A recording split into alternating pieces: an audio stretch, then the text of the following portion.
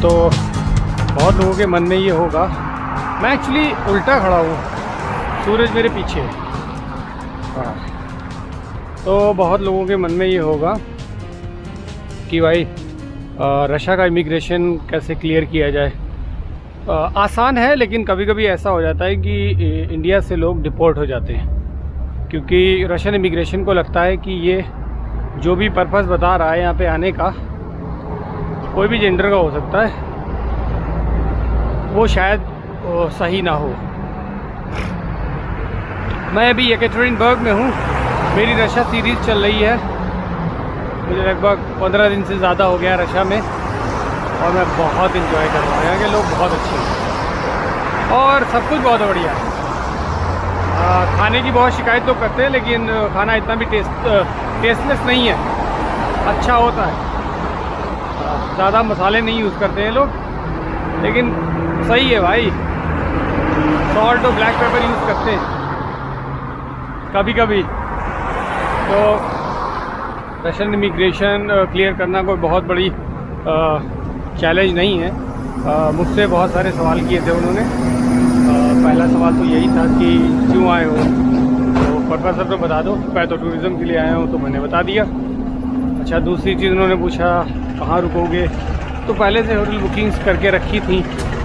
और हाँ, एक और चीज़, आप होटल की बुकिंग्स कैंसिल भी कर सकते हैं अगर कर दी है, तो कोई इसमें इश्यू नहीं है। आप आराम से होटल बुकिंग्स कर लो और फिर इसको कैंसिल कर देना कोई भी वेबसाइट से, कोई इशू उसमें होता ही नहीं है।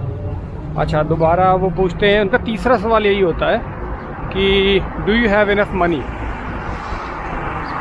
तो उनको बता दो कि कितने दिन रहोगे। और हाँ, ये बहुत ज़रूरी सवाल है कि आपके पास पैसे हैं भी या नहीं, तो सच बता दो जितने भी हैं,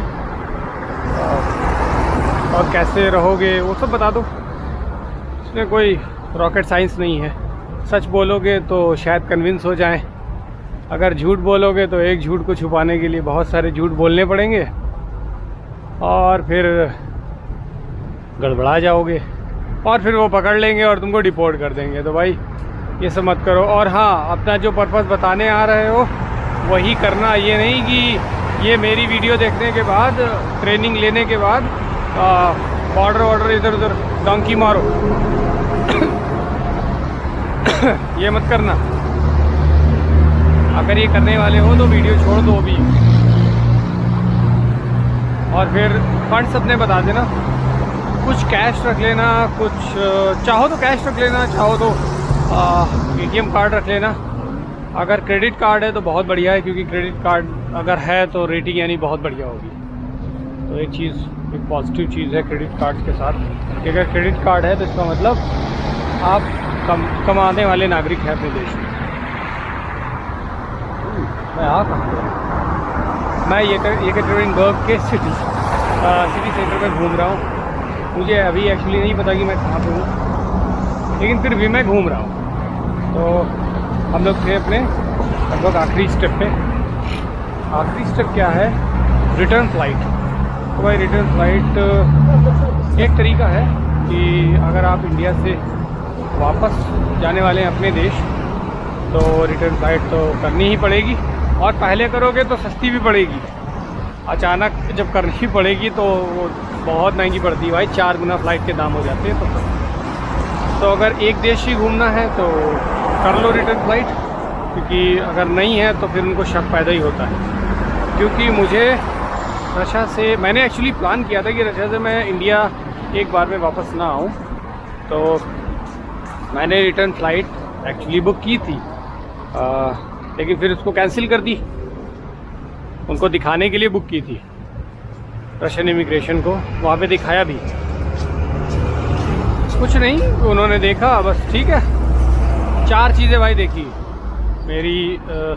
मेरी होटल बुकिंग्स, मेरे फंड्स, और मेरी रिटर्न फ़्लाइट टिकट, और मेरा एटीट्यूड बहुत इम्पॉर्टेंट है। ये 3 चीज़ इम्पॉर्टेंट हो या ना हो, लेकिन एटीट्यूड बहुत इम्पॉर्टेंट है।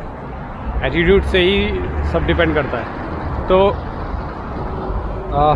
हाँ, जब वो मेरा बैग चेक कर रहे थे, एक्चुअली वो मुझे एक अलग रूम में लेकर गए, और वहाँ पर कुछ ऐसा था, ऐसे समझो कि वो इंटरोगेशन रूम था सीधी भाषा में, क्योंकि वहाँ पे कोई और नहीं था, सिर्फ मैं था। और वो आइसोलेटेड बनाया गया था थोड़ा सा खौफ पैदा करने के लिए। जैसे मैंने पहले अपने वीडियोस में कहा है, एक गुस्से वाला कमरा होता है जहाँ पर इमिग्रेशन ऑफिसर गुस्से में आकर आपसे सवाल जवाब करते हैं। मेरे साथ भी हो रहा था, लेकिन एक्चुअली क्योंकि मैं साइंस स्टूडेंट हूँ तो मैं और अपनी एग्ज़ाम की प्रिपरेशन भी करता हूँ, तो मेरे पास कुछ बुक्स हैं।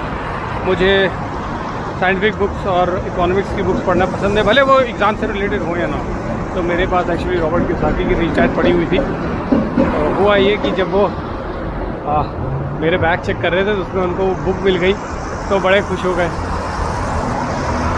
कहने लगे ये बुक हमने भी पढ़ी है, बहुत अच्छी है। हमने कहा हाँ बहुत अच्छी है, हमें भी बहुत पसंद है। तो भाई मतलब वहाँ से माहौल बदल गया। फिर उन्होंने कोई सवाल जवाब नहीं किया और मुझे इमिग्रेशन कार्ड दे दिया और मेरे पासपोर्ट के ऊपर मोहर लगा दी कि भैया मैं ऑफिशियली रशिया में एंटर हो सकता हूँ या हो गया हूँ। मुझे कहा कि अगर बैगेज हो तो क्लेम कर लो उसके बाद। यहाँ सिस्टम अलग है, यहाँ आपको ये सब इमिग्रेशन से गुजरना पड़ता है, उसके बाद बैगेज क्लेम करना पड़ता है। तो भाई यही है। तो अभी मेरी रशिया सीरीज़ चल रही है। जो मेरे नए व्यूवर्स हैं सब्सक्राइब कर लें, दैट्स इट, सब्सक्राइब कर लो। और मैं अपने एक्सपीरियंसेस पे शेयर करूँगा, और चाहो तो मुझे इंस्टाग्राम पे और ट्विटर पे मैसेज कर सकते हो। और हाँ, इंस्टाग्राम पे लाइव अपडेट्स भी मिलते हैं, मैं स्टोरी डालता रहता हूँ।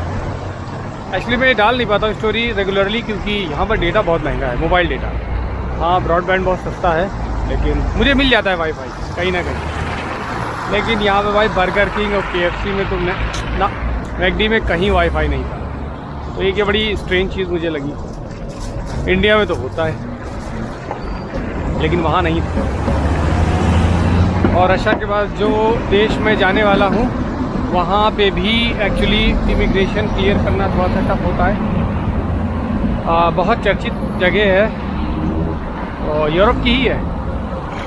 मैं यूरोप की यात्रा पे मुझे लग रहा निकला हूँ, क्योंकि भाई स्टैंड कंट्रीज़ ने तो वीज़ा दिया नहीं।